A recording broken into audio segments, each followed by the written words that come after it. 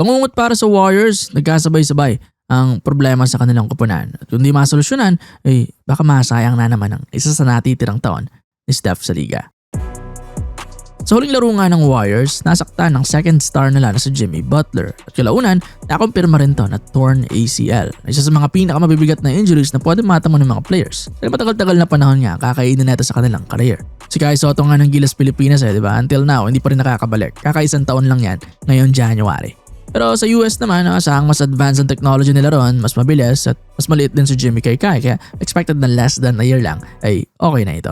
Ang pinaka-problema lang, para sa Warriors maapektuhan natin ng malaki ang chances nila this year. Kinuha nila ito para maging second best player nila at help kay Steph. This season, 20 points, 5 rebounds, 5 assists ang average nito. May depensa at clutch player din. Kaya sobrang sakit nito sa kanila na out for the season na si Jimmy Butler. Kaya hindi alam kung saan pupulutan yung production at impact niya. Kay Jonathan Kuminga ba? Isa pa yung problema nitong Warriors. Matagal-tagal ng issue to na hindi na nila gusto ang isa't isa. At ito nga, binalita na rin ni Shams na nagpapatrade na si JK.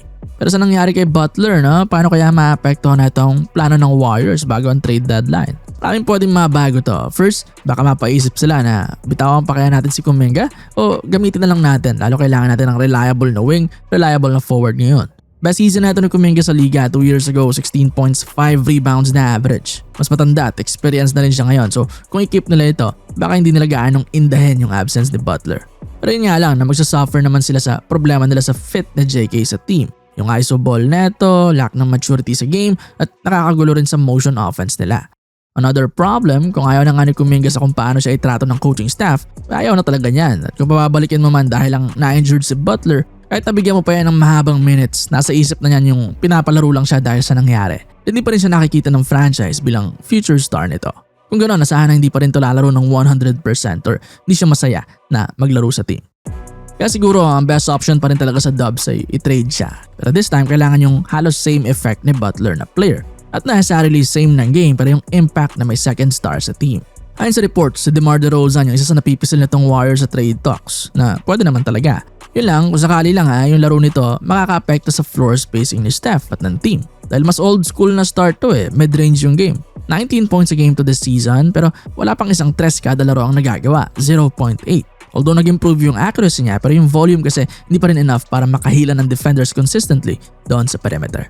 Hindi rin siya katulad ni Butler na kaya mag-playmake. At least hindi sa extent ng ginagawa ni Jimmy. Kaya naman pumasa na ito ni DeRozan, hindi lang same na impact, hindi lang same na style.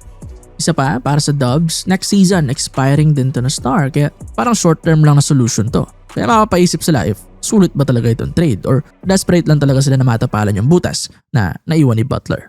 Kaya abangan kung matutuloy ba talaga itong trade na ito or hahanap sila ng ibang player, ibang star na pamalit kay Jimmy. Yung mas fit ang laruan sa playstyle ng team, yung mas fit sa playstyle ng staff. Or whether rin naman na lang i-keep si JK. At ang problem nga ay may lamat na sa relationship nila so hindi siya okay na idea sa ngayon. Gulo na ito para sa Warriors at taking din yung time para makagawa sila ng move para masave pa ang season na ito. Ilang linggo na lang yan, ilang araw na lang yan, trade deadline na. Maaaring makita ng opportunity yan ng other teams para baratin itong Golden State Warriors at makakuha ng haul sa Jonathan Kuminga trade, mga ipapares na players or future picks. Even si Butler included na rin sa trade talks ngayon based sa reports. So parang hindi nga lang ethical na move yun para sa Dubs. Pero we'll see na kung ano talagang move ang gagawin na itong Warriors. All eyes sa kanilang front office.